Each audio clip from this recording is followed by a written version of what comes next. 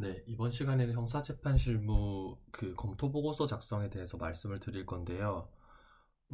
검토 보고서 작성이 사실 연수생들이 이제 2학기를 시작함에 있어서 굉장히 많은 어려움을 겪는 부분이고, 여기에 대해서는 교과서가 따로 정리되어 있지가 않아요. 그래서 저 같은 경우에는 형사재판 실무를 가장 많이 어떻게 보면 2학기 때 공부를 했었고, 성적이 잘 나오긴 했는데 사실 그렇게까지 공부를 했어야만 하는 과목인가에 대한 의문은 있어요. 그러니까 이거를 뭐 메모법부터 시작해서 뭐 기재 하나하나까지 어떤 가이드라인이 주어지지 않았기 때문에 항상 이렇게 하는 게 맞는 것인지 저렇게 하는 게 맞는 것인지 질문을 해야 됐는데, 질문하는 것도 사실 좀 여의치 않았고 교수님들이 항상 계시는 게 아니니까, 특히 뭐 혼자서 공부하다가 막히는 부분에 대해서 굉장히 의문을 해결하기 힘든 부분들이 많았어요. 그리고 초반에는 메모법과 관련해서도 많은 메모법들이 있거든요. 이제 뭐 A3 하는 방식, 또는 뭐 공소사실 메모용이라는 용지에 하는 방식, 그 다음에 또 뭐 두 개를 섞어서 하는 방식, 또 A3 하는 방식 중에는 또 뭐 여러 가지 방식, 각자 잘하시는 분마다 조금씩 달랐고, 또 그게 메모법마다 장단점이 조금씩 있는 부분이라서 뭐가 좋다라고 말하기는 좀 어려운데, 저는 이 방법 저 방법 모두 다 시도해 보다가 제가 나름대로 방법을 정리해서 가장 이 방법이 저는 좋다고 지금은 생각을 하고, 그리고 어 그러니까 문제를 빨리 보고 빨리 이해하시고 그 다음에 좀 완벽하게 풀고자 하시는 분들은 좋은 방법이에요. 근데 자기가 좀 글씨가 느리시다거나 읽는 속도가 조금 느리시다 했을 때는 약간 시간이 빠듯하실 수는 있어요. 뭐 그래도 저는 이 방식대로 하면은 연습이 된다면은 충분히 시간 안에 하실 수 있다 생각하고, 저는 형사재판 실무를 시험 칠 때 굉장히 컨디션이 안 좋았거든요. 그게 시험을 포기할까도 생각했고, 제가 뭐 병원에도 갔다 오고 새벽에 그랬는데, 그럼에도 불구하고 제가 이 방식으로 굉장히 준비를 많이 했기 때문에 시간은 상당히 많이 남기고 마무리할 수가 있었어요. 그래서 아마 저보다 뭐 읽는 속도나 쓰는 속도가 느리신 분이라 하더라도 충분히 연습하시면은 할 수 있을 거라고 생각을 해요. 그럼 이제 강의에 들어갈 텐데요. 이게 형사재판 실무라고 한다면, 음, 처음에 이제, 굉장히 1학기 때는 법령의 적용이라든지 판결문 작성 방식에 대해서 많이 배우기 때문에, 그것 때문에 형식에 엄청나게 많은 신경을 쓰시고, 그리고 제가 이제 이 자료가 여기 메모법 자료도 있는데, 메모법 외에도 사실 그 기본서처럼 만들어 놓은 자료가 있어요. 형사재판 실무에, 그러니까 검토보고서 작성에 대한 어떤 매뉴얼 같이 제가 가이드라인을 제시해 놓은 자료가 있긴 한데, 그 자료가 사실 저는 굉장히 초창기에 만든 거예요. 그러니까 공부를 시작하고 한 일주일, 이주일도 안 돼서, 그럼 정리를 하면서 해보자 생각해서 만든 거고, 그 내용 중에 거의 틀린 건 없긴 한데, 사실 너무 형식에 치우쳐서 정리하지 않았나 싶은 걱정이 있긴 해요. 그러니까 공부를 하시면서 형식을 좀 알고 싶다고 했을 때는 그 자료를 보시면 좋지만, 그리고 지금 제가 여기서 보여드리는 자료들은 사실 다 파일 형식으로 있는 거고요. 저는 다 공유를 하고 싶어서 어디를 올려야 되는데, 제가 어디에 파일을 올려서 이렇게 오픈 소스로 할 수 있는지를 정하지 못해서, 뭐 저한테 연락을 주셔도 아마 이거를 보실 때쯤이면 굉장히 한가할 시간대라서 그때는 언제든지 줄 수 있을 것 같고, 아니면은 뭐 이 자료에 관해서는 뭐 다른 그러니까 다른 동기분들이나 어떻게 받는다고 해도 저는 전혀 개의치 않고 굉장히 오히려 기쁠 것 같아요. 그걸로 공부를 하신다면. 그래서 일단은 가장 큰 중점적으로 둬야 될 것은 채점의 포인트이기도 한데, 형식에 신경을 쓰지 마세요. 그러니까 형식을 아예 안 하시면 안 되겠지만, 형식을 어느 정도 공부를 했다고 한다면, 뭐 여기서 예를 들면 뭐 일부라는 게 굉장히 많이 나오거든요. 검토 보고서에는. 그러니까 일부 기재, 일부 진술 기재, 뭐 이런 식으로 해서 부인을 하게 되면 일부란 표현이 굉장히 많이 나오는데, 사실 교수님도 제가 풀이 해설집을 보고 질문을 드렸을 때도 그렇고 좀 일관되지 않으신 게 있고, 그 다음에 명백히 모순되는 거를 제가 질문 드렸을 때는 사실 이거는 본질적인 부분이 아니니까 크게 신경 쓸 부분은 아니다고 답변을 주셨어요. 그러니까 그런 식으로 어떤 그 형식에 관해서는 사실 너무 신경 쓰지 마시고 그냥 그 실체 쟁점들, 그러니까 항상 판례가 나오잖아요. 판례가 나오고 또 죄명마다 쟁점이 있다고 생각하셔야 되거든요. 그러니까 물론 저희가 그 일반 연습 기록으로 푸는 것들은 쟁점이 없는 부분도 있지만 그 시험에서는 대부분 쟁점이 있어요. 그러니까 쟁점이 없음으로 나온다면 뭔가 지금 자기가 잘못 푼 게 아닌가라고 생각을 하셔야 돼요. 그러니까 제 쟁점이 없는 것들은 뭐 한 논점 정도, 아니면 아예 안 나올 수도 있고, 거의 대부분 쟁점이 있다고 생각을 하시고 직권 검토라도 하셔서 그 쟁점을 파악하셔야 돼요. 물론 뭐 실무랑은 전혀 상관이 없는 얘기지만 실무에서는 뭐 그런 법리적인 문제가 많이 나오면 안 되잖아요. 그래서 그 일단 쟁점에 대해서 쓰는 것이 중요하지 형식은 중요하지 않고 그 쟁점들을 얼마나 세분화해서 쓰는가, 그것이 배점의 포인트고, 그 쟁점이란 거는 법리 문제가 될 수도 있고 또 기록에 나오는 사실 문제가 될 수도 있어요. 물론 사실관계를 다투는 그런 문제의 경우에는 사실적인 부분에 배점이 많을 것이고, 법리 문제를 첨예하게 다투는 그 문제의 경우에는 법리 문제를 많이 써야겠죠. 그러니까 그거는 그 문제에서 무엇을 출제자가 내고 싶어 하느냐를 신경 쓰셔야지, 형식을 완벽하게 쓴다고 해서 점수가 많이 나오거나 절대 좋게 나오지 않아요. 그거는 그 교수님께서 말씀하시기를 우리 기수 48기가 47기보다 성적이 안 좋다는 이유로 대부분 형식에 너무 치중을 하고 내용이 없어서 배점을 줄 수가 없었다. 그러므로 결과적으로 성적이 안 좋았다라는 코멘트를 들은 것 같거든요. 그렇다면은 사실 형식을 공부하는 거는 많은 시간이 걸리는 일이고 어떻게 보면은 노력이 필요한 일인데 노력을 하고도 점수를 못 얻는 거잖아요. 그 실체적인 부분은 저희가 뭐 사법시험이나 다른 공부를 하시면서도 다 아는 부분인데 형식 때문에 그런 거를 못 써서 오히려 망한다면 굉장히 좀 속상한 일이잖아요. 그래서 저는 여기 말씀드리는데 이거는 이제 메모법에 대한 메커니즘이고요. 메커니즘을 말씀드리고 그다음에 짤막하게 제가 만든 자료로 설명을 할 거예요. 이거는 길게 설명하지는 않고 그냥 그냥 뭐 이런 식이다라는 정도만 하고 나중에 심화적인 얘기를 하면 좋겠지만 일단은 간단하게 할 예정이고요. 그 뭐냐 네, 그러니까 그 공부를 하시면서 굉장히 막히는 부분이 많이 나오고 아, 이게 맞냐 저게 맞냐 하는 부분들이 있을 텐데 그냥 둘 다 맞다고 생각을 하세요. 그러니까 실체에 관한 설명으로서 둘 다 적합하다면은 논증 구조든 뭐 대체로 그러니까 딱 봤을 때 이것이 이 A 방법, B 방법이 있을 때 A 방법, B 방법의 어떤 논리적 우열을 가리기 힘들다. 그러면은 둘 다 맞는 거예요. 그러니까 딱 정해진 정답이 없다고 생각을 하시고 충분히 쟁점을 잘 쓰고 사실을 잘 풀어 쓰고 그것이 흐름이 논리의 선호가 바뀌지 않고 일관되고 정제되기만 한다면은 충분히 좋은 결과를 받을 수 있다. 이거를 일단 명심하시고 설명해 드리겠습니다.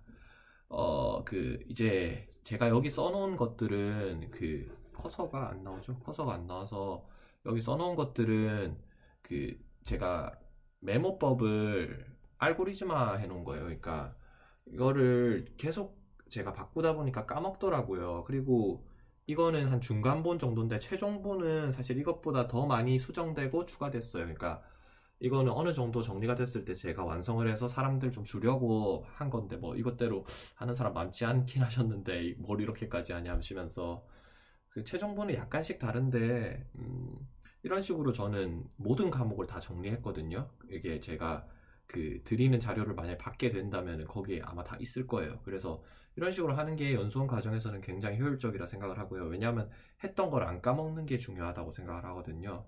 저는 공부량이 그렇게 많은 편은 아니었지만 저번 민재 찍을 때는 성적이 안 나왔는데 성적이 이번에는 굉장히 좋게 나왔기 때문에 자신 있게 말씀드릴 수 있을 것 같고 이 방법이 굉장히 괜찮다라는 거를 일단 말씀드리고 시작할게요. 이것들은 이미지를 첨부해 가면서 제가 설명을 드릴게요. 일단 0번 준비부터 보시면은 저게 뭔 말이냐 하실 수도 있어서 제가 사진 파일을 준비했어요.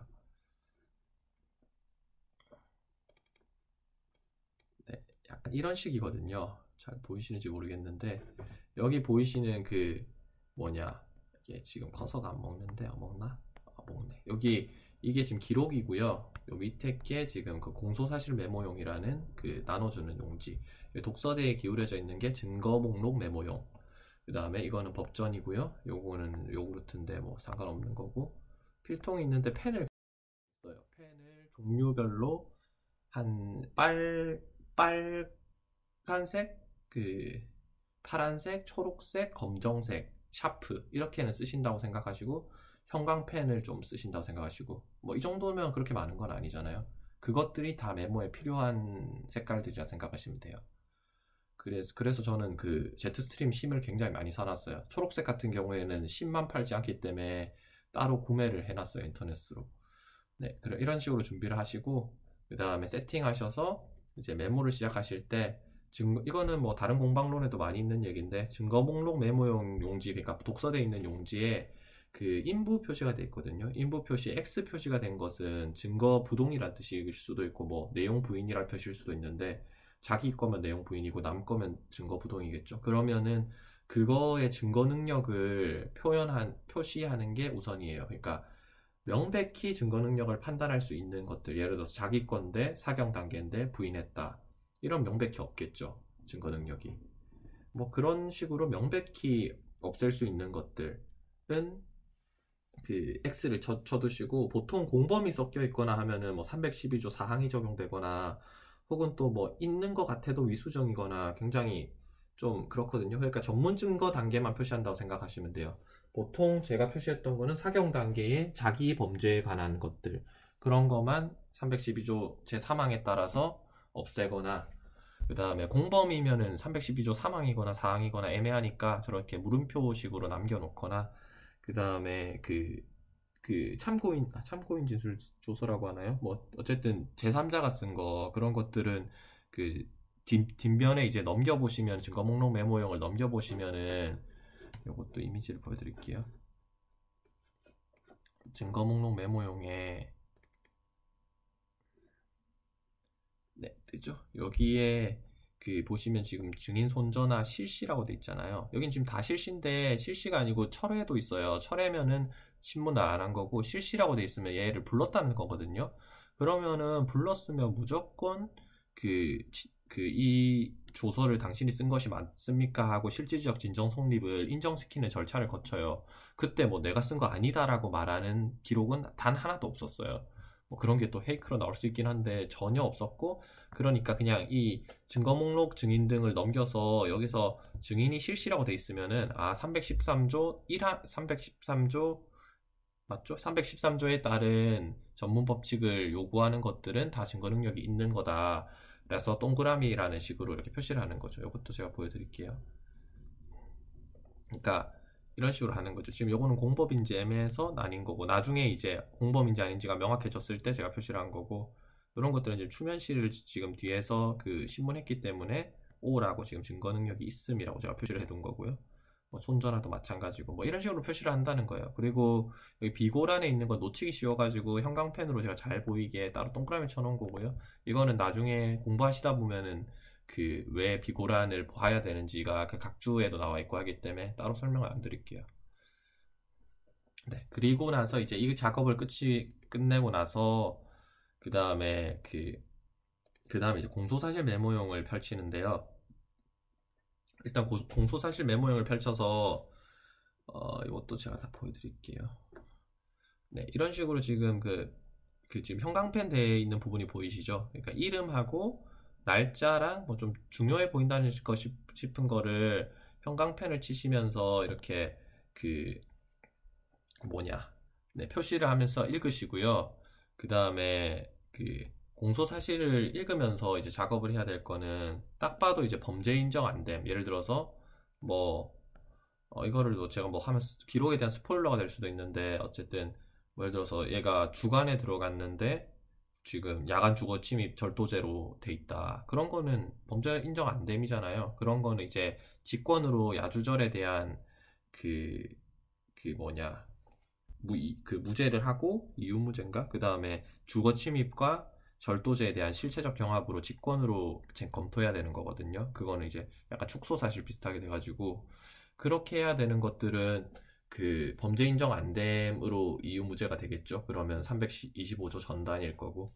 제가 지금 공부를 너무 안 한 지 오래돼서 이게 정확하지 않을 수는 있는데 대체로 정확할 것 같아요. 네, 그리고 뭐 그런 식으로 이제 표시를 해야 되고, 그 다음에 뭐 상습범이 나왔다. 그럼 상습범이 나오는 쟁점이 뻔하거든요. 기판력도 있을 수 있고, 뭐 여러 가지, 예. 상습범이 나오면 또 상습성에 대해서 다투는 문제일 수도 있고, 그 다음에 공소시효가 나오면은 이제 면소 사유가 있을 수 있고, 그러니까 너무 오래전 범죄면은 그런 식으로 해서 읽으면서 이거는 지금은 공소사실만 읽었을 땐 잘 모르지만은 뭔가 이게 그 쟁점이 전형적인 쟁점들이 있잖아요. 그런 것들이 나올 수 있지 않을까 하는 것들을 옆에다가 조금씩 써놓으면 나중에 그걸 보고라서도 그 쟁점을 안 까먹거든요. 제가 어떤 식으로 하는지 대충 보여드릴게요.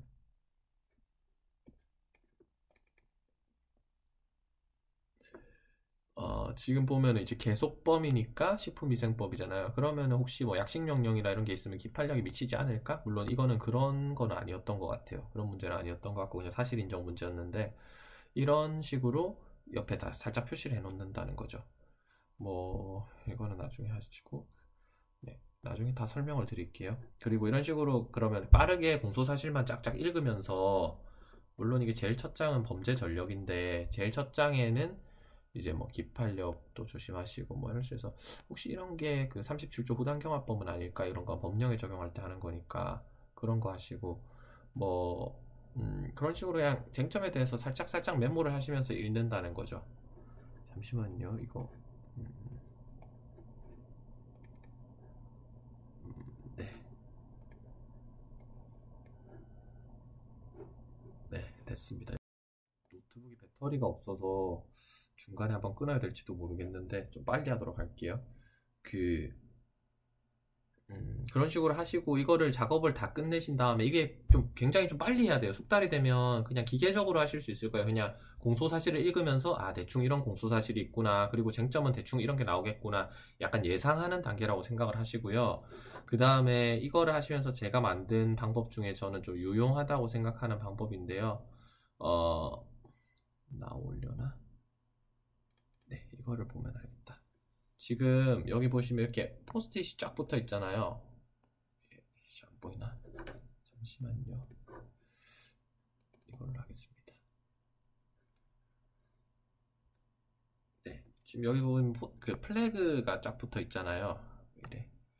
네, 그 지금 그 공소사실 메모용이라는 거에 보면 옆부분에 이거를 좀 표시가 안 되는데, 펜이 되나?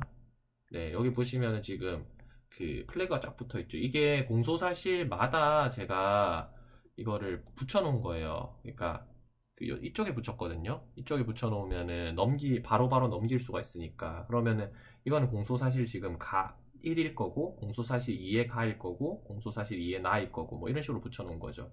그 다음에 공소사실 2의 가의 1, 가의 2, 뭐 이런 식으로 돼 있는 건 있는데, 이런 것들은 또 중간에 다른 색깔로 구별해 놓으면은 그 구별이 가기 때문에 어쨌든 저런 식으로 해서 바로바로 펼쳐볼 수 있게 했어요. 그러면 이게 뭐 지금 색깔이 이거 좀 다른 걸 거거든요. 아마 지금 사진이 정확하게 안 나왔는데, 공소사실 가 1이고 2고 2에 가, 2에 나, 2에 다, 2에 다고, 이거 좀 색깔 다르잖아요. 2에 다의 1, 2에 다의 2, 2에 다의 3, 2에 라, 3에 가, 3에 나, 3에 다, 4에 가, 4에 나, 뭐 이런 식으로 표시가 되어 있는 거죠. 이 공소사실을 굉장히 들춰야 될 경우가 많기 때문에 이렇게 플래그를 표시해 놓는 게 아주 유용해요. 저는 그렇게, 이거는 제가 만든 방법인데 저는 굉장히 좋다고 생각을 합니다.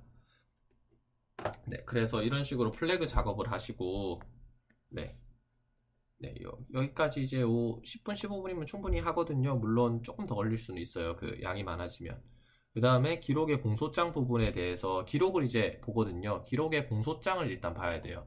공소장 부분에 플래그를 해놓으시고, 이건 나중에 법령에 적용할 때도 공소장만 보고 할 거예요. 1학기 때처럼 메모를 별도로 안 해도 충분히 할 수가 있거든요. 그 다음에 공소제기일이 알아야지, 그거를 뭐 알아야지. 공소제기일은 저는 범죄전력, 그 공소사실 메모용의 첫 장인 범죄전력에다가 공소제기일까지 메모를 했어요. 그래야지 이제 바로바로 공소시효를 비교할 수 있거나 뭐 하기 때문에. 그 다음에 기록은 쭉쭉 넘기셔서 공판 조서부터 읽으시면 되고요. 이때 공판 조서 읽으실 때 그 형식적 기재사항 그 종이에다가 뭐 검사, 판사, 검사랑 뭐 변호사랑 변호인이랑 이름 같은 거 그 누락돼 있으면 보충하시면 되고요. 그 다음에 이제 그 증거 목록 메모용은 이때는 증인 목록 아까 전에 제가 보여드렸던 그 손 뭐 이렇게 증인하고 실시 이렇게 나온 부분 있죠. 그거를 펴두시면은 거기 나와 있는 목록대로 증인 이름이 쭉 되기 때문에 증인 이름을 보려고 기록을 안 들춰도 돼요. 네, 그래서 그거를 보시고 그 다음부터 이제 본격적인 메모를 시작하는데요. 공소사실 메모용이라는 아까 그 종이를 펴시고 이런 식의 메모를 하시면 됩니다. 지금 유흥숙에 대해서 법검 경기라고 돼 있는데 이거를 원래 법검 경기 앞 이렇게 다 쓰는데 저는 다 쓰지 않았고요. 그러니까 그때그때 써야 될 때만 썼어요. 그래서 어떤 페이지를 보면은 뭐 경만 있는 것도 있고 법만 있는 것도 있고 뭐 그런 식인데 이렇게 법이 돼 있고 그다음에 유흥숙이 나오잖아요. 유흥숙은 44쪽에 있는 건데 이제부터 이제 여기에 대해서 유흥숙이 한 말에 대해서 적어 놓은 거죠. 누가 그랬어요. 아니 이렇게 다 쓰면 시간이 없지 않냐 했는데 다 쓰는 게 가장 빠릅니다. 제 생각에는 여기에다가 다 써놓고 그냥 답안지 쓸 때는 기록 거의 안 보고 여기 있는 것만 보고 쭉 쓰시는 게 제 생각에는 가장 빨라요. 물론 너무 사실관계 복잡한 문제들은 이렇게 하는 게 느릴 수 있는데 왜냐하면은 그 페이지가 어느 정도 복잡해지냐면은 요것도 좀 적은 편이고요. 요것도 지금 굉장히 메모가 많이 돼 있잖아요. 근데 아마 이것보다 더 많은 게 있을 거예요. 네, 뭐 이런 식으로 지금 메모가 엄청 많잖아요. 이런 것들을 다 하면은 솔직히 시간이 없긴 하죠. 근데 일단은 이렇게 해도 일단은 굉장히 빨리 하면 시간 내에 할 수 있긴 하고 그 다음에 이렇게 해놓으면은 이 사실관계들을 다 메모할 수 있기 때문에 일관성 판단 부분에서 굉장히 유리하고 왜냐하면 이렇게 한 번 메모해놓고 검찰, 경찰 서류는 그냥 일관성 부분만 체크하면 되거든요. 그러니까 그 여러 번 메모할 필요가 전혀 없다는 거죠. 들척일 필요도 없고 그냥 이렇게 한 번 메모를 해놓고 시간 순으로 쑥 쓴 거거든요. 그 다음에 검찰, 경찰에서는 바뀐 부분도 바로바로 찾아낼 수가 있고 그 다음에 답지를 쓸 때는 인정되는 사실 해가지고 그냥 쭉 쓰면 돼요, 그냥. 그래서 그런 면에서 이렇게 옆에다 써놓는 게 저는 효율적이라 생각했고 이게 좀 범위를 줄이시거나 페이지로 표시하는 분들도 있는데 이제 사실 인정 문제가 많이 나온다, 뭐 예를 들어 두세 개 나온다, 그러면은 페이지로 해놓거나 아니면 이 메모 자체를 그 사연지에 바로 답안지로 써버리거나 하는 방법도 저는 생각했는데요. 시험에서는 사실 인정 문제가 보통 한 개에서 두 개. 그렇기 때문에 시간이 그렇게 부족하지 않을 것 같아요. 물론 이건 교수님 성향에 따라 바뀔 수도 있지만 저는 이 방법대로 했을 때 또 주위에 추천했을 때 주위에서도 써놓고 뺏기는 게 더 빠르더라라는 평을 많이 들었어요. 아닐 수도 있지만 뭐 다 스타일이 있는 거니까요. 저는 이 방법이 좋다 생각을 합니다. 그래서 이제 저런 식으로 메모를 하시고요. 그 다음에 이거에 대해서 좀 자세히 말씀을 드리자면 여기 지금 윗부분에 나오는 게 지금 이제 피고인의 제일 처음에 어떤 그 이제 인부에 대한 설명이고요. 그 다음에 여기는 안 나와 있는데 여기도 안 나와 있네. 잠시만요. 옆으로 가지나? 네, 요거를 보시면은 여기 그림 파일을 보시면 여기 A라고 해놓고 지금 돼 있죠. 이거는 변호인의 진술이에요. 그러니까 피고인은 뭐라 주장하고 변호인은 뭐라 주장한다를 쟁점에 써야 되기 때문에 변호인만 주장한 건 이렇게 A라고 써놓은 거죠. 페이지도 써놓고. 페이지 메모는 민재 때도 강조했지만 항상 중요해요. 이게 메모를 해놓고 나중에 뭔지 잘 모를 때가 있기 때문에 페이지를 항상 써놓는 거는 언제나 유용한 방법이에요. 그래서 자백이라고 이게 제일 처음에 기록을 그 1회 공판기를 보시면 뭐 무슨 공소사실 이해나는 뭐 인정하고 그러니까 공소사실 이해나는 부인하고 공소사실 이해다는 뭐 내가 절도 의사가 없었으며 뭐 공소사실이 3회 가는 어쩌고 저쩌고 뭐 이런 식으로 나오거든요. 그러니까 그것 때문에 제가 처음에 플래그 작업을 해놓고 바로바로 한 거고요. 그거 말 없는 거는 다 자백이라 보시면 되는 거죠. 그 다음에 이제 네, 여기에서 지금 이게 자세히 메모 이게 아까 전에 보여드렸던 그 메모 방식인 거고 왼쪽 오른쪽에 저 그 유죄 증거는 왼쪽, 무죄 증거는 약간 오른쪽에 썼는데 이것도 그게 딱 구별 갈 때는 그렇게 쓰는 건데 아니고 그냥 완전히 얘는 그냥 뭐 그 얘는 뭐 피해자로서 완전히 유죄 증거로만 쓸 수 있는 거다. 그러면은 그냥 시간 순서에 따라서 그냥 쭉 쓰면 되는 거죠. 그런 건 이제 신빙성의 문제이기 때문에 네. 그리고 그 중간중간에 뭐 쟁점 체크, 뭐 재수율 이런 거 다 논점이 될 수 있다. 뭐 이런 걸 하시면 안 되는 거고,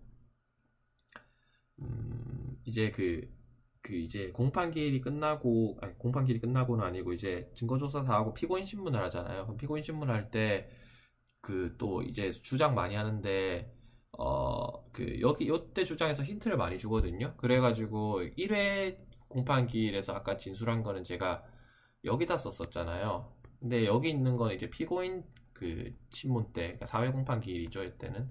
한 거를 여기다 쓴 거죠. 이런 식으로 자기 개발의 메모볼 만드시면 되는데 좀 이렇게 매뉴얼화 해놓으면은 자기가 찾기 쉽기 때문에 해놨던 거고요. 그 다음에 그 변호인이 신청한 증인이나 변호인이 신청한 증거는 증거 목록을 보셨을 때 여긴 없네요. 원래는 여기 나오거나 이쪽에 나오거든요. 그러니까 그 옆 페이지에 나오거든요. 그래서 여기에 또 증거가 있으면 뭐 고소취하서 이런 건 변호인이 내는 거잖아요. 그런 것들은 검사가 제출한 증거에 쓰면 안 되기 때문에 그 빨간 볼펜으로 저는 이렇게 동그라미를 쳐놓거나 해서 그 메모하는 데다가 그래서 구별했습니다. 그러니까 예를 들자면 여긴 지금 없는데 있는 게 있나? 네, 여기 지금 이것도 아닌데 이거는 지금 이거는 지금 매뉴얼랑 다른데 어쨌든 이거는 제가 그냥 표시를 해놓은 거고 이런 식으로 그러니까 동그라미 쳤다는 거죠. 뭐 물론 이렇게라도 유차수의 법정 진술이 변호인이 제출한 증거는 절대 될 수가 없잖아요. 그러니까 구별이 가니까 눈에 띄게만 해놓으면은 뭐 설령 다른 거를 강조하기 위해서 동그라미 해놓은 거라 하더라도 그 구별이 되는 거죠. 그러니까 구별한다는 게 중요한 거니까. 그 다음에 끝으로 검사의 구형이 이제 몰수 추징이 있는데요. 이거는 부분 시험에서 문제가 돼요. 뭐 몰수하지 않아야 될 걸 몰수했거나 추징해야 되는데 안 했거나 뭐 그런 것들을 무조건 직권으로 잡아야 되기 때문에 몰수 추징은 범죄 전력에다가 그 구형 자체를 써놓고 페이지도 써놓으세요. 그 다음에 이렇게 메모할 때 1시간 10분 이내 메모하시고 법정 증거까지. 그 다음에 이제 수사 서류로 들어가는데 수사 서류는 압수물 종목 플래그 하시고 그 다음에 수사 단계 시작하셔가지고 그 다음에 그 읽는데 이건 굉장히 빠르게 읽으시면 돼요. 그러니까 왜냐하면 이미 우리가 중요한 거에 대해서는 그 왼쪽 페이지나 그 다음에 왼쪽 페이지가 아니더라도 거의 메모를 해놨기 때문에 그 이제 여기 보시면 보통 경찰부터 나오잖아요. 그 경찰부터 나오니까 초록색 볼펜으로 경이라고 해놓고 쭉쭉 쓰기 시작하거든요. 추 JJ 옆에도 페이지 써야 되는데 안 썼네요. 그 쓰고 그럼 이제 이런 것들에 대해서는 특히 피고인이 말한 진술 같은 경우에는 엄청 간단하게만 쓰면 돼요. 왜냐하면 피고인이 말한 진술은 아무런 증거가 아니거든요. 자백 빼고는. 자백은 증거지만 부인 진술은 증거가 아니기 때문에 그냥 그 뭐랄까 간단하게만 쓰면 돼요. 이건 좀 너무 자세하게 쓴 것 같은데 물론 이렇게 제3자의 진술은 증거기 때문에 이렇게 좀 자세하게 써주면 좋죠. 뭐 일관성 판단할 때도 좋고. 근데 이것도 법정 증거만큼 이렇게 막 쓰는 건 아니고요. 그냥 여기서 얻을 수 없었던 정보나 그런 것들에 대해서만 조금씩 쓰면 돼요.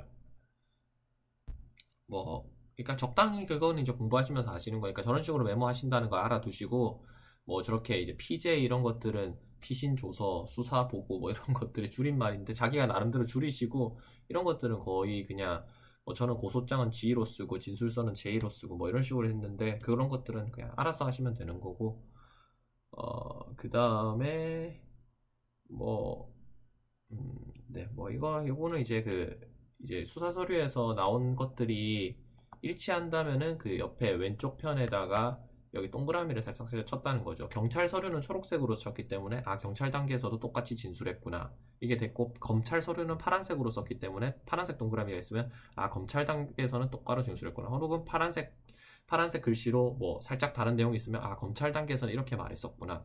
그런 걸로 그 일관성 유무를 바로바로 판단할 수 있었던 거죠.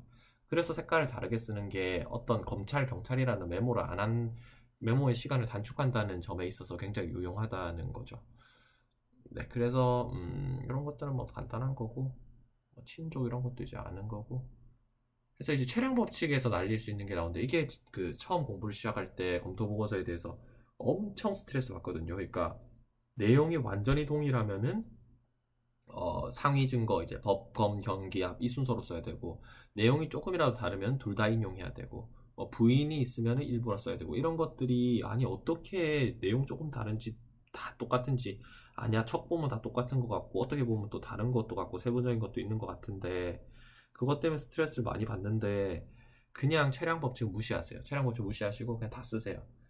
그러시면 됩니다. 근데 일관되게 자백했다. 이러면은 그 체량 증거만 쓰면 되죠. 근데 부인하고 있다. 이러면 다 쓰시면 돼요. 그러니까 뭐 부인하고 있어도 체량 증 법칙 뭐 성립할 수 있지도 않느냐. 그런데 그거를 볼 시간이 없고 교수님도 그거는 불이익을 안 주고 감점도 안 하고 채점 요소가 아니라는 식으로 말씀을 하셨습니다. 그러니까 그냥 그런 거에 너무 신경 쓰지 마시고 이런 것들을 아무도 안 말해줘서 저는 이 체량 법칙을 지키기 위해서 엄청 메모를 이런 식으로 그 동그라미 치고 했던 것도 그런 이유거든요. 그게 5동그라미가 다 있으면 완전 100% 동일하니까 체량 증거 뭐 이런 식으로 했는데 그렇게까지 할 필요는 없다는 거죠. 네, 그리고 뭐 나머지 것들은 그렇게 어려운 내용이 아니고요. 그 다음에 이제 그렇게 쭉쭉쭉쭉 보면 이제 검찰 증거가 마지막에 나오고 뭔가 되게 오아시스를 만난 것 같이 반가워요. 검찰 증거 나오면 이제 끝났구나 생각이 들어가지고 그러면 검찰 증거 보시면서 정리를 하시고 끝으로 이제 그 검찰 주사가 쓴 그 이제 범죄 전력에 관한 서류라든지 끝에 판결 등본 여기에 맨 끝에 판결 등본이랑 학식 명령 등본이 이제 복병으로 나오면서 여태까지 해놨던 것들을 다 헛속으로 만들 때가 많거든요. 막 기판력 걸려가지고 면소라거나 그런 식으로 끝까지 잘 보셔야 돼요. 끝까지 이유 없이 판결문이 있는 경우는 없고 판결문 나오면 거의 기판력이라 보시면 돼요. 그러니까 몇 개 판결문은 의미 없지만 그 중에 한 개 판결문은 의미 있고 혹은 뭐 상상력 경합으로 뭐 기판력 미치고 뭐 그런 게 많기 때문에 잘 보시고 그걸 다 하시고 이제 그 검찰 조사에 그거에 보통 확정일자 나와 있거든요. 그거를 공소사실 메모형 제일 첫 장이 범죄 전력이잖아요. 거기다가 확정일자 같은 걸 써가지고 이렇게 호당경합 같은 거 판단하시고 이거는 다 그냥 기본적인 거고 그 다음에 이제 마지막으로 중요한 게 이렇게 이제 결론을 꼭 써놓으셔야 돼요. 이제 저희가 검토 보고서를 쓸 때는 진짜 정신없이 쓰기만 글자만 쓰거든요. 그래서 굉장히 여기 써놓고도 놓치면 너무 아깝잖아요. 써놓고 놓치면. 그래서 여기다가 이렇게 결론 같은 걸 써놓고 그 다음에 3 이것도 검토 보고서 하면서 제일 스트레스 받는 게 목차의 번호가 몇 번이었는지 자꾸 너무 많이 쓰다 보니까 헷갈리거든요. 이게 1번이었나 2번이었나 앞에 썼던 게 2번이었나 헷갈리거든요. 그래서 애초에 번호를 매겨놓으면은 바로 그 3점 공소사실 뭐 요거는 지금 이해나겠죠? 이해나 나항 이런 식으로 해가지고 그 목차 번호를 안 헷갈리게 제가 번호를 매겨놓은 거고요. 저 번호를 매기는 게 유용한 이유는 나중에 뭐 2의 가항과 4의 나항이 대항범이거나 또 아니면 뭐 굉장히 결연관계가 있거나 해서 묶어서 써야 될 때가 있거든요. 그럴 때는 뭐 예를 들어서 뭐 공소사실 2의 나항 및 뭐 4의 가항 이런 식으로 묶어야 되는데 저렇게 번호를 넘버링을 안 해놓으시면은 그거를 나중에 하나만 썼다가 4의 가항가 보니까 이거 2의 나항하고 같이 써야 되는 거네 이러면서 망하거든요. 그렇기 때문에 저거를 이제 넘버링을 해놓으시고 옆에다가 4의 가항과 같이 이렇게라고 해놓으면은 그거를 바로 묶어서 뒤에 것까지 보면서 쓸 수 있죠. 이게 메모할 땐 다 아는데 쓸 때는 진짜 쓰는 나라 정신 없어서 정말 머리가 안 돌아가기 때문에 꼭 메모를 이런 것까지 세세하게 해놓으시고 여기까지 7시간 6시간 반 시간 기준으로 2시간 10분 안에 하시면 충분하다고 봅니다. 그리고 검토 보고서 쓰시고요. 이게 공소장에 대해서는 지금 파일이 없는 것 같은데 공소장 그 기록에 아까 해놓은 거에다가 그 이제 그 뭐냐 막 이제 막 법조 같은 게 적용법조가 공소사실 이제 뭐 철회나 이런 걸로 바뀌거나 변경으로 바뀌거나 하는 것들을 다 표시해 놓으시고 뭐 공동정범이 아니고 방조범이다 이러면은 그 공소장의 적용법조에다가 그 30조가 아니라 32조라 써놓으시고 뭐 실체적 경합이 아니고 상상적 경합이다 이러면 40조라고 써놓으시고 그런 식으로 적용법조와 제명을 공소장에다가 미리 변경을 해두시면 법령의 적용을 공소장만 보고 충분히 쓰실 수 있습니다. 그러니까 법령의 적용 메모를 안 하는 게 시간을 굉장히 줄이는 방법인데 이거를 1학기 때처럼 법령의 적용 자체를 복잡하게 내지 않기 때문에 메모를 안 하시고 공소장만 보시면서 쓰시는 게 더 이득이고, 그러면 그러면 뭐 이거 적용법저 잘못 주어질 수도 있지 않느냐 하시는데, 그냥 이유 없이 단순히 오기로서 잘못 주어지진 않기 때문에, 뭐 이유 있다면 함정이기 때문에 함정은 파악하실 수 있을 거고, 그 다음에 그 잘못 주어지는 건 거의 없기 때문에 제가 이것도 교수님한테 확인을 했거든요. 그래서 공소장만 보시고 쓰실 수 있을 거라고 봅니다, 저는. 네, 여기까지 하면은 일단은 그 메모법에 대한 대강의 설명은 된 것 같은데, 사실 뭐 이것만으로 메모법이 뭐 바로 알겠다 이러시면 제가 좀 허탈하거든요. 저는 이거 완성하느라고 한 3주 정도 걸렸거든요, 메모법을. 그렇기 때문에 뭐 이런 식으로 한다, 뭐 그래 뭐 그림 파일 보고 하니까 대충 뭐 많이 하네, 뭐 이런 식으로 정도만 아시면 될 것 같아요. 이제 그 다음에 할 것이 지금 이게 제가 그 100%로 충전하고 왔는데 동영상을 찍으면 노트북 배터리가 엄청 빨리 닳아가지고 좀 빨리 해야 될 것 같아요.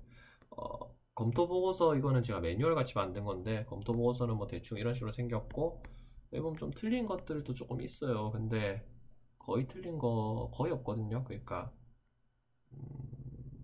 네, 뭐 거의 맞다고 생각하시면 돼요. 이게 조금씩 틀린 게 있는데, 뭐 예를 들어서 그 제가 좀 틀린 거 발견했던 부분은, 이제 나중에 증거 쓰는 방법에서 그 수사 보고를 먼저 쓸 것이냐, 뭐 감정서를 먼저 그런 것들이 좀 달랐던 것 같은데, 그런 것들은 사실 거의 사소한 부분이고 그렇게 쓴다 해도 감점도 거의 없을 것 같고, 그거 빼고는 거의 제가 오류가 없는 자료고요. 이것들의 대부분 출처는 위키수들의 자료들을 제가 종합 정리한 거기 때문에 형식 면에서는 믿을 게 있다고 봐요. 거의 대부분 맞는 말들이고, 이 자료를 보시면서 하시면 좋은데, 제가 일단 검토 보고서의 기본적인 어떤 작성법을 말씀드리자면,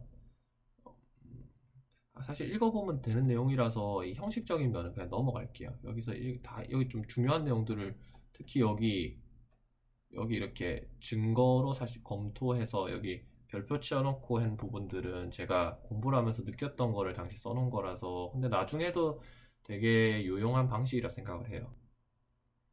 잘 읽어보시고, 여기 그 이제 사실 인정에 대해서 케이스별로 정리해 놓은 건데, 이거는 제가 처음 공부할 때 너무 완벽하게 쓰려고 하니까 모든 케이스를 나눠서 했는데, 사실 이 케이스를 외울 수도 없고 해서 그냥 나중에는 어떻게 했냐면 그냥 간단하게 정리했어요. 이게 여러 가지가 있긴데, 법리 문제는 척보면 쓰실 수 있을 거거든요. 법리 문제는 답안지만 봐도 이런 식으로 쓰는 거구나, 뭐 관련 법리 쓰고 검토하고 이게 다구나 라고 아실 텐데, 이 사실 인정 부분은 목차를 어떻게 잡아야 되지? 논증을 어떻게 해야 되지?에 대한 고민이 굉장히 많아요. 그래서 사실 인정 부분에 대한, 여기 뭐 기재례랑 이거 검토 보고서 이것만 보면 된다, 진짜 이것만 보면 되거든요. 그 기재례랑 이런 거에 대한 자료들은 제가 전부 다 정리를 해놨어요. 그래서 여기 뭐 팁 같은 것도 있고, 이 자료 보시면 되고, 이것보다도 저는 이제 그 메모법 했으니까 실제 작성에 있어서 사실 인정 논점이 제일 배점이 많고, 검토 보고서에서 어떻게 보면 시간이 가장 많이 끌리는 부분이거든요. 그래서 그 사실 인정 부분에 대해서 논증을 어떻게 할 것인가만 간단히 말씀드릴게요.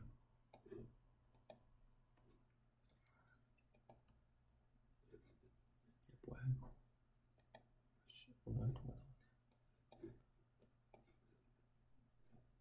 네, 무료 앱을 쓰다 보니까 광고가 나오네요.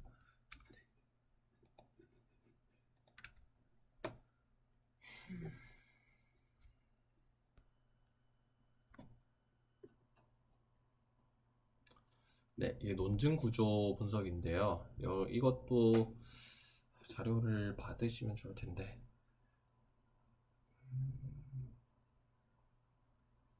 네, 사실관계 다툼이 있죠. 그럼 일단 면식범인지 비면식범인지부터 나누세요. 면식범과 비면식범은 완전히 형변도 그렇고 형사 변호사 실무도 그렇고 이게 그 논증 구조가 좀 다르거든요. 비면식범 처음 보는 애가 범죄했는데 유죄다. 그러면 아무래도 직접 증거 목격이 있어야겠죠. 얘가 유죄니까. 그러면은 인정되는 사실을 먼저 써요. 그러니까 뭐 객관적 증거로서 이거는 명백하다. 그런 거는 뭐 누가 봐도 이거는 개인의 진술이 아니라 뭐 객관적 자료로 증명된 거다. 뭐 사진이나 이런 게 뭐 CCTV나 이런 게 있다. 그런 것들을 인정되는 사실을 쓰시고 이게 굉장히 분량이 많을 거예요. 그리고 쓰시고 그 다음에 피해자 진술을 쓰시고 피고인 진술은 사실 부인 진술이기 때문에 증거가 아니기 때문에 요지만 간단히 쓰시면 돼요. 그 다음에 신빙성 판단, 피해자 말이 믿을만하다. 믿을만하니까 유죄겠죠. 그래서 뭐 이런 거는 뭐 되게 기술적인 부분이니까 이런 식으로 논증하시면 됩니다. 신빙성 판단이라는 목차 아래 다 우겨 써시면 돼요. 그거에 뭐 모든 의견들을, 모든 판단들을. 이건 이제 그 검토보고서 답안지 보시면 아실 거예요. 근데 목차 검토보고서 답안지들이 굉장히 다양하게 있긴 한데 그냥 직접 그 비면식범의 유죄다. 직접 증거 있다. 그럼 이 목차로만 쓰세요. 그러니까 목차를 너무 완벽하게 다 잡으려고 하면 오히려 시간이 끌리고 안 좋은 것 같으니까 그냥 연습을 하실 때 애초에 그냥 이걸로 연습하세요. 직접 목격 없는데 예를 들어서 정황사실이 있다. 예를 들어서 얘가 직접적으로 본 적은 없지만 얘가 지금 훔친 물건 가지고 있는데 잡혔네? 그럼 얘가 도둑이잖아요. 그런 것들 정황사실에 대해서 충분히 써주시고 그게 충분히 입증이 돼야겠죠. 합리적 의심이 없을 정도로. 그 다음에 피고인 진술, 이건 부인 진술이니까 당연히 간단히 써주시고 그 다음에 인정사실, 추가 증거로 봤을 때 얘는 원래 좀 도둑질 하는 놈이네 이런 것도 약간 증거가 될 수 있거든요. 그리고 그 뭐 얼마 전에도 도둑질했고 막 보면은 피고인 진술을 여기서는 피고인 진술, 부인 진술 자체는 증거가 없는데 사실 피고인 진술이 계속 오락가락 하면은 약간의 어떤 그러니까 이거를 절대로 피고인의 진술이 아무리 일관성 없다고 해서 이거를 주요 어떤 범죄를 유죄를 인정하는 증거로 쓸 수는 없고요. 대신 피고인의 진술이 일관성이 없기 때문에 피고인의 부인 취지에 대해서는 납득하기 어렵다 정도로만 가면 되겠죠. 물론 다른 증거로서 합리적인 의심이 없을 정도로 충분히 범죄가 입증된 다음에 저러한 그 피고인의 진술이 말이 안 된다는 논의가 나와야 되고 이건 제가 아까 보여드린 자료에도 다 정리가 되어 있는 내용입니다. 그리고 무죄에 대해서 하실 때는 참고인이 무고했을 때는 기록상에 한 개 나오는 건데 뭐 안 나올 수도 있고요. 기록 바뀌니까. 그럴 경우에는 이제 참고인이 그러니까 무죄는 항상 검사 제출 증거를 다 쓰거든요. 검사 제출 증거를 쓰고 증거 능력 없는 증거를 쓰고 이게 항상 그 논리의 기본이에요. 그러니까 증거를 이만큼 냈는데 이만큼은 증거 능력이 없고 증거 능력 있는 증거로는 이런 사실이 인정되는데 그거는 신빙성이 없어. 그러니까 나머지 증거로는 범행을 인정하기 부족하지. 그러니까 무죄야. 이게 증거불충분 무죄의 그 논리인 거죠. 그러니까 무죄이기 때문에 무죄가 아니라 증거가 부족하기 때문에 무죄인 거예요. 혹은 증거가 없기 때문에 뭐 다위수증이거나 이런 증거가 없는 경우겠죠. 그러니까 그 논리의 어떤 흐름을 분명히 파악하시지 않으면 절대 좋은 점수를 받을 수 없고 오히려 공부를 많이 하시고도 굉장히 안 좋은 점수를 받을 수가 있어요. 이건 가장 기본이 되는 거기 때문에 논리의 기초는 이거예요. 합리적인 증거, 그 의심이 없을 정도로 증명이 됐다. 믿을만한데 그 증거가. 그러면은 유죄. 물론 이때도 그 배점이 들어가기 때문에 제일 앞에다가 증거 능력 없는 증거가 있으면은 증거 능력 없는 증거에 대한 그 언급들을 뭐 전문 법칙이다, 위수증이다. 보통 이거 두 개니까 언급은 해주셔야 돼요. 물론 뭐 무죄일 때도 이렇게 해주시고. 그러니까 이 목차를 외우시는 게 좋아요. 그럼 증거 능력 있는 검사 취조 이런 거 알 수 있는데 얘네들의 진술의 요지를 따지자니까 물론 피고인 진술이 여기서는 부인 진술일 거기 때문에 부인 진술일 거기 때문에 그냥 다른 참고인하고 일치한다면은 다른 참고인 진술은 증거잖아요. 그러면은 일치한 증거라고 해서 좀 더 참고인 진술의 신빙성이 높다고 볼 수 있는 거죠. 뭐 그런 식으로 다 논리를 진행하시는데 위에랑 밑에랑 그냥 큰 틀만 아신다고 생각하시면 돼요. 위에는 인정사실 먼저 쓰시고 이제 직접 증거에 대한 신빙성 판단하시고 혹은 정황 증거에 대해서는 충분한 신빙성 판단하시고 밑에는 검사 제출 증거 썼는데 증거 능력 없는 거 빼고 보니까 몇 개 보니까 이거는 그 신빙성 판단이라 논제하에서 이 유죄 증거는 신빙성 없고 오히려 무죄 측이라는 증거들이 신빙성 있다. 물론 무죄 측이라는 증거가 피고인의 부인 진술은 아니에요. 피고인의 부인 진술은 절대 증거가 아니에요. 그리고 이제 범인 식별 절차 부족이다. 예를 들어서 증거 낸 거 있는데 범인 식별 절차를 위반했으니까 신빙성이 아무래도 떨어진다. 이거는 범인 식별 절차는 그 증거 능력에 관한 문제는 아니거든요. 이것도 오해하면 점수가 많이 깎여요. 신빙성이 떨어진다. 그러니까 그거 빼고는 피해자 진술 빼고는 증거 없는 사안인데 피해자 진술이 식별절차 위반이라서 그러니까 증거력이 떨어지니까 신빙성이, 그러니까 이거는 무죄네. 뭐 그런 식으로 논증하시면 되는 거죠. 면식범의 경우에는 이제 유죄의 경우에는 인정한다 그러면 뭐 물론 요 앞에도 증거능력 없는 증거 있으면 쓰셔야 돼요. 그 인정한다, 그리고 인정한다가 아니고 그 이제 아까 객관적 증거로 대해서 인정이 되는 사실을 쓰시고, 그 다음에 피해자의 진술 요지는 이런 건데, 혹은 또 공범이 자백하면, 자백은 증거거든요. 자백은 증거고 부인은 증거가 아니에요. 피고인의 경우에는 자백은 당연히 증거죠. 그래서 자백 보강 법칙이 나오는 거고 쓰시고, 피고인 진술 요지는 또 부인 진술일 테니까 간단히만 써주시고, 신빙성 판단이라는 목차에 또 다 쓰시면 돼요. 뭐 일관되고 구체적이고 뭐 어쩌고저쩌고 하고, 그러고 보니까 그럼 피고인 진술은 신빙성이 없구나. 그러니까 피고인, 이것도 지금 가로로 해놓은 게 안 써도 된다는 뜻이거든요. 왜냐하면 피해자 진술 신빙성 있다면 피고인 진술은 신빙성이 없겠죠. 근데 빼박으로 너는 유죄야 라고 말하기 위해서 보충을 해주는 거죠. 이런 것도 배점이 들어갈 수밖에 없기 때문에, 피고인 진술이 누가 봐도 경험칙상 말이 안 되고 일관적이지 않다 그러면은 유죄인 증거가 이만큼 있고 네 말도 지금 말도 안 되잖아, 이렇게 논증을 하는 거죠. 그리고 무죄의 경우 똑같죠. 전부 증거 쓰고 증거능력 없는 증거 쓰고, 물론 증거능력 없는 증거가 없으면은 이 목차는 안 들어가는 거죠. 또 증명력 판단, 아까 신빙성 판단, 뭐 증명력 판단 다 비슷한 거예요. 그냥 목차를 뭐라 쓰셔도 되고, 증명력 판단 목차의 내부에서 피해자가 없는 범죄일 수도 있잖아요. 뭐 사회적 법익이라거나. 그러면은 위 증거들의 내용은 이런 건데, 뭐 요거는 이제 도입부 같은 거고, 그 다음에 위 증거들은 다 믿기 어렵다. 뭐 어떤 사정, 아래와 같은 사정에 비추어 볼 때 이 문장이 굉장히 효율적이거든요. 그러니까 무슨 사정 하면 길어지니까 그냥 아래와 같은 사정이라 하고 넘버링을 1, 2, 3, 4 동그라미로 치시면서 그냥 쭉 쓰시면 나중에 추가하기도 편하고 뭐 그렇게 하는 거죠. 그래서 나머지 증거가 부족 달리 없음, 그러니까 증거 달리 없으면서 또 그 끝내시고, 피해자 주장을 배척할 때는 이제 피해자 진술이 신빙성 없다, 혹은 뭐 정황 증거일 뿐이고 뭐 그런 식이다 해가지고 피해자 주장이 증거로서 가치가 없다는 걸 써주시면 되는 거죠. 됐습니다. 뭐 이런 식으로 그냥 하시면 돼요. 그러니까 논증 과정이 제가 처음 들으면 뭔 말하는 거야 하실 수 있는데, 이거 자료를 좀 찬찬히 읽어보시면은 다 뭔 말인지 아실 거예요.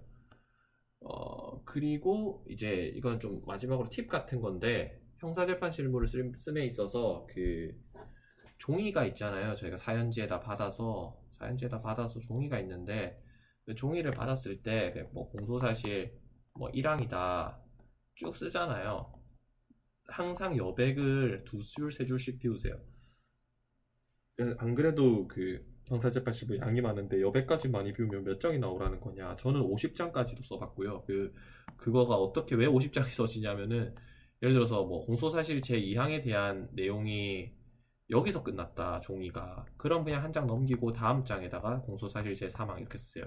왜 이렇게 쓰냐면, 쓰다 보면 엄청 많이 틀린 걸 발견해요. 그래서 여기 종이에다가 추가해야 될 수도 있고, 직직 다 X치고 추가해야 될 수도 있고, 혹은 누락이 있어서 추가해야 될 수도 있고, 그 다음에 여기 사망 앞에다가 내가 예를 들어서 뭐 공소사실 제3-나를 먼저 써야 되는데 3-가를 먼저 써버렸네. 그럼 3-가를 여기다 끼워 넣어야 될 수도 있고, 그럴 때 이렇게 쟁점마다 장을 아예 따로 해버리면은 끼워 넣기가 편하기 때문에, 사연지는 그 찢을 수 있는 종이기 때문에 끼워 넣기 편하라고 이렇게 무조건 비우시고요. 그 다음에 줄마다도 인정되는 사실 있다, 인정되는 사실이랑 목차에 뭐 쭉 쓰잖아요.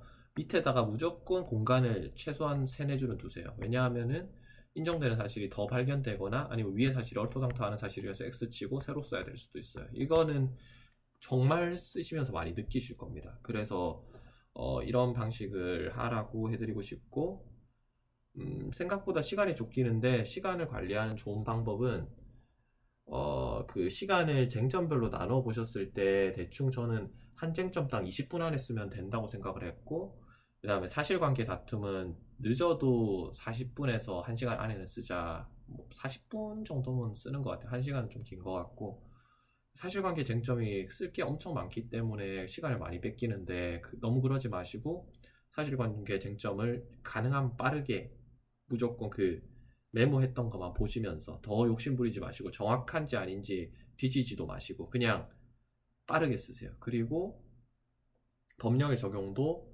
한 시간에 전 여유 잡아서 편철 시간까지 1시간 정도 남기고 했는데, 물론 시험 때는 저희 시험이 좀 쉽게 나와가지고 시간이 그 1시간 정도 저는 예정을 했었는데, 그 보통은 40분 정도면은 메모 없이 쓰면 씁니다.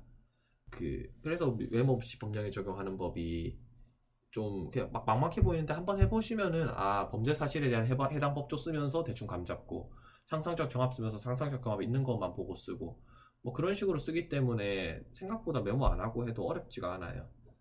뭐 그때그때 고칠 수도 있고, 그 다음에 공소장에 뭐 각, 특, 각포, 뭐 포괄하여 뭐 각, 그 다음에 뭐 그런 식으로 공범 뭐 이런 것들을 공소장에 다 표시를 해두시면은 메모장에 새로 표시하는 것보다 오히려 누락도 안 하는 것 같고 저는 그랬던 것 같습니다. 좀 두서없이 말씀을 드렸는데요. 그 메모법 크게, 그 다음에 이제 매뉴얼 보고 형식적인 면 익히시는 거, 그 다음에 사실관계에 대한 논증, 이 정도만 준비하시고 연습 충분히 하시면은 형사재판 실무는 좋은 결과가 있지 않을까 생각을 해요. 제가 시행착오를 굉장히 많이 했던 거라서 사실 이 강의를 찍기 시작한 것도 형사재판 실무 검토 보고서에 대한 저의 그 뭐랄까요, 저의 그 노하우를 남기기 위해서였고, 그래서 저는 이거를 어 이거를 찍기 위해서 사실 강의라는 이거를 시작했던 것 같아요. 뭐 강의라고 하기도 민망하지만 어쨌든 열심히 하시고, 혹시 뭐 도움이 필요하신 거 있으면은 뭐 저한테 개인적으로, 저는 되게 설명하기를 좋아하는 사람이라서 제가 막 바쁘지 않다면은 뭐 카톡이나 이런 걸 주셔도 제가 엄청 자세히 설명해 드릴 수 있을 것 같아요. 뭐 질문 같은 것도 받을 수 있을 것 같고, 네, 열심히 공부하시고 연수원 생활 잘 하시길 바라겠습니다. 이상